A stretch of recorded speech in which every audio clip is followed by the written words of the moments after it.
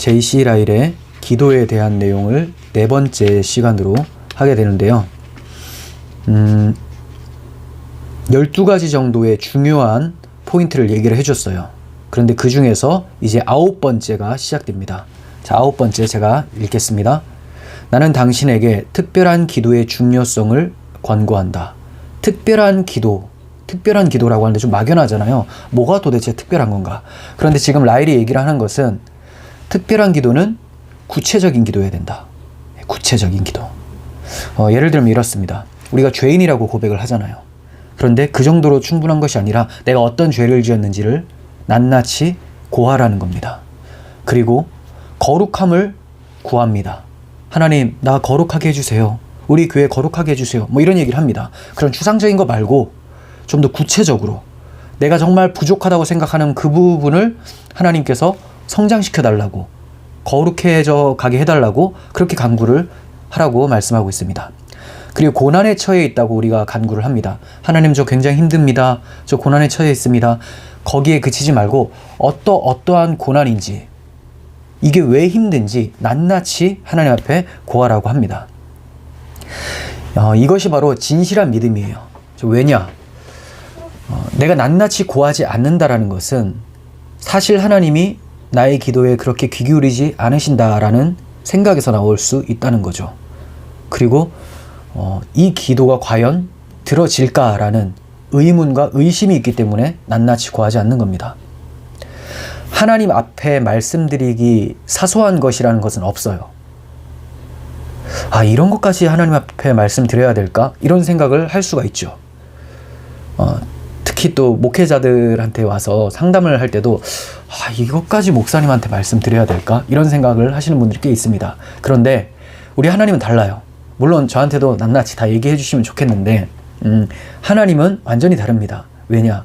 하나님은 우리의 아버지시기 때문에 그래요. 우리의 아버지시고 우리의 영혼의 의사시고 우리의 참 신랑 되시는 분이기 때문에 한 몸이잖아요. 한 몸, 신랑이니까. 아담의 갈비뼈에서 하와가 나온 것처럼 예수 그리스도의 옆구리에서 흘러내리신 그 피가 교회를 탄생시켰잖아요.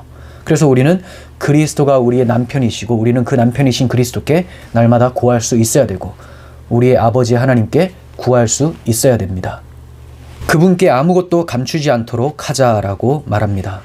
감춘다고 감추어지지도 않고 또 하나님께서는 낱낱이 다 말씀드리기를 원하세요. 이런 것과 같아요. 하나님이 우리의 마음을 다 아시잖아요. 다 아시니까 뭐 굳이 이렇게까지 기도할 필요가 있겠나. 하나님 제 마음 아시죠? 이렇게 기도하는 사람들이 있습니다. 물론 우리가 너무 방대하고 너무 괴로워서 하나님 제가 말씀을 다 못 드려도 제 마음 아시죠? 하면서 울면서 기도할 수 있어요. 그냥 하나님만 부를 수도 있습니다. 근데 그러한 성격 말고 내가 그렇게 애통하고 그렇지 않음에도 불구하고 하나님 앞에 다 말씀드리지 않은 것은 하나님의 마음을 너무 모르는 겁니다.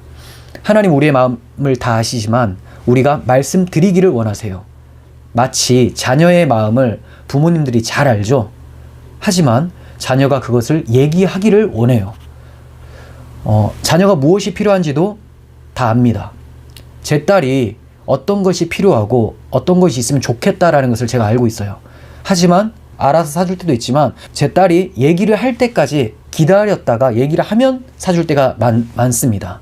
이것은 아빠하고 딸하고의 교통을 원하는 거죠. 하나님께서도 우리가 하나님을 친밀하게 대하고 이렇게 하나님 아버지를 대하듯이 가깝게 대하는 것을 원하세요.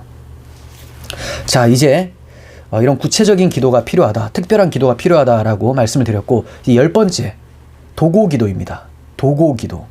도고기도가 너무 중요하다. 주로 우리는 중보기도라는 단어를 많이 쓰죠. 저도 종종 중보기도라고 씁니다. 하지만 중보기도라는 단어를 개혁주의에서 잘 쓰지 않는 이유는 중보자는 오직 예수 그리스도 한 분밖에 없기 때문에 중보기도를 잘 쓰지 않아요. 그래서 저는 너무 일반적으로 쓰기 때문에 종종 쓰기는 하지만 중요한 것은 도고기도라는 것을 인식하는 게 중요합니다. 우리는 본성적으로 매우 이기적으로 태어났죠. 거듭났다 할지라도 이 이기심이라는 것은 탁 달라붙어서 잘 쉽사리 없어지지가 않습니다. 다른 사람들을 망각하고 자신만 생각하려는 경향이 매우 강해요. 우리는 이것들을 매우 주의해야 되고 이것을 없애기 위해서 노력해야 됩니다. 특히 기도에서 더욱 그렇습니다. 기도할 때 주로 내 기도만 하는 사람들 있죠. 내 기도. 이런 사람들은 이기심에 가득하다고 할 수가 있어요. 눈이 가려진 거예요. 우리는 기도를 할 때 공동체를 생각하는 마음을 품어야 됩니다. 그리고 다른 사람의 이름을 부를 수 있어야 돼요. 내 이름만 하나님 저 기억하시죠? 네, 하나님이 여러분 기억하십니다. 그런데 누구도 기억해 달라고 하나님께서 그분들의 이름을 다 기억하고 계시지만 내가 그분들의 이름을 기억하고 가슴에 담을 때 우리들의 기도를 통해서 그분들을 또 변화시켜 가십니다. 중요한 것은 공동체적인 마인드예요. 자, 그리고 더 나아가서 온 세상을 품어야 됩니다. 민족을 품어야 되고 교회 전체를 품어야 되고 심지어 우리를 박해하는 사람들까지도 품을 수 있는 마음, 그들을 위해서 기도하고 그들이 변화되게 해달라고 구하는 마음이 굉장히 중요합니다. 나를 가장 사랑하는 사람은 나를 위해 기도하는 사람, 이렇게 라일이 얘기를 합니다. 가장 사랑하는 사람은 기도로 자신이 그를 사랑한다라는 것을 증명한다라고 얘기를 해요. 그래서 주로 많이 나를 위해 기도해 주는 사람이 누굽니까? 부모님이죠. 부모님. 부모님이 우리를 제일 사랑하잖아요. 그래서 부모님이 제일 많이 기도해 주시고, 또 이제 목회자가 여러분들을 위해서 많이 기도를 해 주시고, 또 여러분들 성도 서로가 이렇게 기도를 하게 되죠. 왜냐하면 우리에게는 그리스도의 마음이 있으니까 서로에 대해서 기도를 하게 됩니다. 자, 그리고 도고기도의 목적, 왜 도고기도를 열심히 해야 되는가? 우리의 영혼의 강건함을 위해서다라고 얘기를 해요. 우리 영혼이 강건해지기 위해서. 다른 사람을 위해서 기도한다는 것 자체가 마음이 이미 넓고 풍성하다는 거죠. 그리스도의 마음을 받은 상태라는 것을 보여줍니다. 그리고 우리의 마음의 긍휼을 더 크게 만들어내는 기도가 바로 도고기도예요. 그리고 우리의 마음을 확장시킵니다. 도고기도는 교회의 유익을 위해서 필요합니다. 복음 확장을 위해서 도고기도를 사용하십니다. 도고기도는 그리스도를 닮아가게 만들어줘요. 왜냐? 도고기도, 다른 사람을 위해서 기도하는 거잖아요. 그리스도께서 이렇게 하셨다라는 겁니다. 그리스도께서 우리 각자의 이름들을 자신의 가슴에, 자신의 어깨에 새겨 넣으셨어요. 언제? 그리스도는 우리의 대제사장이시죠. 대제사장의 옷을 한번 생각해 보세요. 가슴에는 흉패가 있어요. 흉패에 12지파, 이스라엘 12지파 이름들이 새겨져 있습니다. 어깨에도 6지파 이름들이 새겨져 있어요. 어깨와 가슴에 우리 각 사람의 이름을 그리스도께서 품으시고 하나님 앞에 나아가서 기도를 드리시고 계신다라는 거죠. 그러므로 우리가 서로를 위해서 기도한다면 우리는 그리스도를 닮아가는 복을 받은 상태라는 거죠. 도고 기도를 드리는 자는 목회자들에게 정말로 도움이 된다고 라일이 말씀을 합니다. 만약 자신이 회중을 선택할 수 있다면 기도하는 사람을 내게 보내달라고 간구할 것이다. 이렇게 말씀하고 있습니다. 네, 회중을 선택할 필요가 있다면 기도하는 사람을 보내달라. 이렇게 간구한대요. 목회는 목회자 혼자 하는 것이 아니죠. 그리고 목회자의 역량으로 하는 것도 아닙니다. 목회자가 기도를 할 때 그 기도를 사용하시는 우리 주님께서 교회를 세워가시죠. 왜냐하면 교회의 머리가 바로 주님이시고 교회는 그분의 몸이기 때문에 머리가 몸을 챙기는 거지 몸의 일부인 목사가 챙기는 게 아니에요. 그래서 목사는 기도로 목양을 하고 또 자신의 목양을 돕는 사람은 누구냐? 교회를 위해서, 목회자를 위해서 기도할 수 있는 그 사람이 교회를 세워가는 사람이라는 거죠. 머리 굵어서 나 복음 많이 안다, 나 지식이 탁월하다, 이런 사람들 오히려 골칫거리가 될 수 있는 가능성이 큽니다. 더 목회자를 힘들게 하는 경우도 참 많아요. 그래서 이 라일 목사님이 알고 있는 거예요. 아, 기도가 정말 필요하다. 기도하는 사람은 겸손합니다. 물론 오늘날에 너무 이상한 기도를 많이 하고 자기 욕망을 위해서 기도하는 사람들이 참 많지만 그런 거 말고 성경적인 기도를 하는 사람이라면 목회자에게 큰 힘이 되고 교회에 덕이 되는 사람이라고 할 수가 있겠죠. 자, 이제 11번째 봅니다. 나는 당신에게 감사기도의 중요성을 권고한다. 감사기도가 없는 사람은 참된 기도를 한다고 볼 수 없다라고 라일이 말씀을 하고 있어요. 바울이 이렇게 말을 했죠. 다만 모든 일에 기도와 간구로 너희 구할 것을 감사함으로 하나님께 아뢰라. 기도를 계속하고 기도에 감사함으로 깨어 있으라. 우리가 지옥에 있지 않은 것은 하나님의 자비 때문입니다. 하늘의 소망을 가질 수 있는 것은 하나님의 자비 때문이에요. 우리가 영적인 빛 가운데서 이 세상을 걸어갈 수 있는 것도 하나님의 자비하심 때문이죠. 성령을 따라 살아가며 우리 자신의 의를 드러내지 않고 오직 하나님 말씀대로 살아갈 수 있는 것도 하나님의 자비 때문이에요. 우리가 여전히 살아있고 또 하나님께 영광을 돌릴 수 있는 기회가 주어졌다는 것도 하나님의 자비로부터 출발합니다. 그러므로 우리는 기도를 할 때마다, 하나님께 나아갈 때마다 이 마음을 가지고 하나님께 감사할 수 있는 기도를 드려야 됩니다. 뛰어난 성도는 감사로 충만하지 않은 성도가 없습니다. 모든 위대한 믿음의 선배들은 다 기도를 열심히 했었던 사람이었고 그 기도의 내용을 들어보면 감사 기도가 상당히 많았어요. 사도 바울의 서신서 한번 생각해 보세요. 그가 서신서를 쓸 때 대부분의 서신서는 감사로 시작을 합니다. 그러므로 그는 항상 하나님께 받은 은혜가 너무 크다라는 것을 잊지 않고 무엇을 하든지 하나님의 은혜를 먼저 떠올리고 글을 쓰고 전도를 했었다는 겁니다. 이게 바로 능력이에요. 이 감사의 능력으로 인해서 복음도 전할 수가 있고 복음 때문에 순교를 당하는 가운데서도 담대함을 유지할 수가 있는 거예요. 폴리캅을 한번 생각해 보십시오. 서머나의 감독이었던 폴리캅이 예수 그리스도를 부인하라고 협박을 받습니다. 그때 폴리캅은 이렇게 얘기를 합니다. 84년 동안 우리 주님께서는 날 단 한 번도 배신한 적이 없는데 내가 어떻게 우리 주님을 배신할 수 있겠느냐. 그의 머릿속에는 주님이 자신을 늘 바라보시고 지켜주시고 함께 동행하신다라는 은혜에 대한 감사가 있었던 거예요. 그러므로 죽음의 순간 가운데서 이 감사가 넘치니까 담대하게 순교를 할 수 있었던 겁니다. 우리도 빛된 자녀로서 세상을 살아가기 위해서는 감사가 늘 충만해야 될 줄을 믿습니다. 자, 이제 12번째 봅니다. 마지막으로 나는 당신에게 기도로 깨어있으라고 말하고 싶다. 기도로 깨어있으라.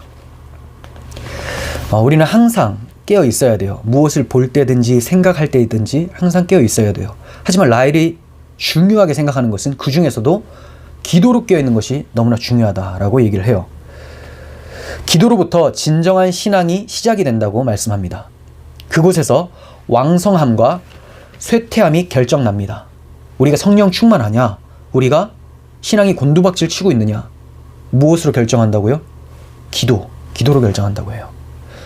그러면서 어떤 사람이 어떻게 기도하는지를 나에게 얘기해달라. 그러면 내가 그 사람의 영적 상태를 당신에게 말하겠다. 이렇게 말을 합니다. 기도 생활만 딱 보면 그의 영적 상태가 나온다라는 거예요. 기도는 영적인 맥박입니다. 참 명언이죠. 기도는 영적인 맥박. 기도가 끊어지면 맥박이 안 뛰는 거예요. 기도가 짧고 감사기도도 안 나오면 맥박이 희미한 거라는 거죠. 곧 죽어간다라는 거예요. 기도 안 하면 죽은 사람. 그리스도인은 산자잖아요. 죽어도 잔다라고 표현합니다. 근데 기도를 안 하면 그냥 죽은 자예요. 자는 게 아니에요. 죽은 자. 라헬이 또 말씀합니다. 설교나 또 책들이나 노예 모임이나 좋은 사람들의 모임을 갖는 것도 나름 중요하지만 기도의 빈자리를 이것들로 채울 수는 없다라고 얘기를 해요. 자, 이러한 모든 것들이 유익을 주지만 기도를 하지 않는 그 빈 공간을 이것들로 채울 수는 없다고 말씀합니다.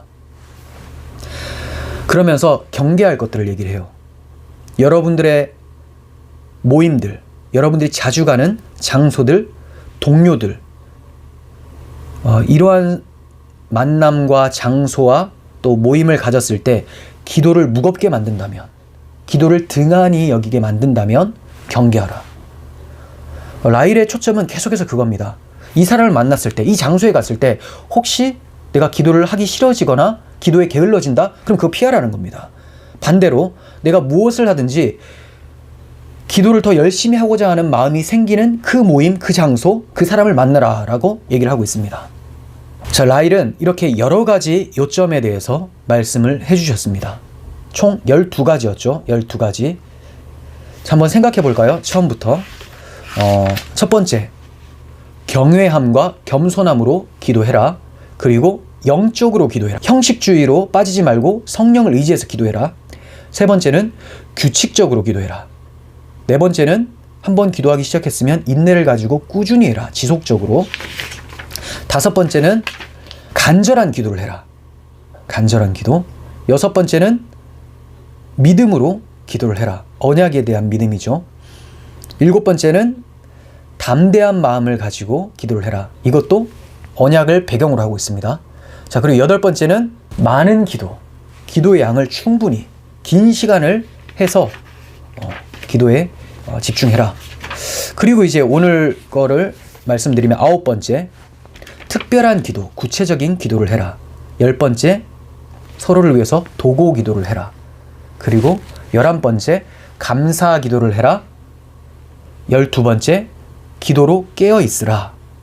기도에 온 힘을 쏟고 모든 초점이 기도에 맞춰지게 하라. 네, 이렇게 12가지 중요한 요점에 대해서 말씀을 했습니다. 그러면서 라일은 사실 이것들은 여러분들에게도 필요하지만 나에게 제일 필요한 것입니다 라고 겸손한 또 고백을 합니다.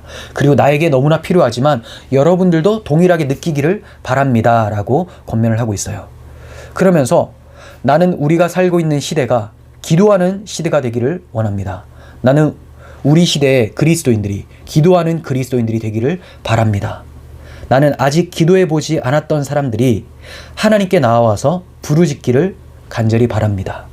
그리고 기도하는 사람들이 매해 그들의 기도가 발전되어져 가고 기도에 안일해지거나 그릇된 기도를 드리지 않기를 간절히 바랍니다.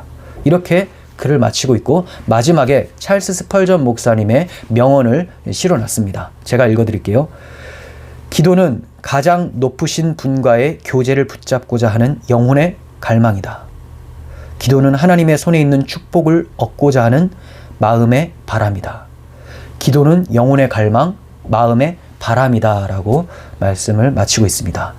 이것은 이제 라일이 쓴 것보다는 이 개혁 복음주의에서 집어넣은 명언 같아요. 네, 우리가 이렇게 라일 선배님의 간절한 권면을 들었습니다.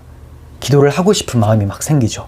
네, 그렇다면 오늘 밤에 또 기도하시고 또 기도로 하루를 시작하시고 날마다 기도의 용사로서 하나님과 동행하시기를 간절히 소원합니다.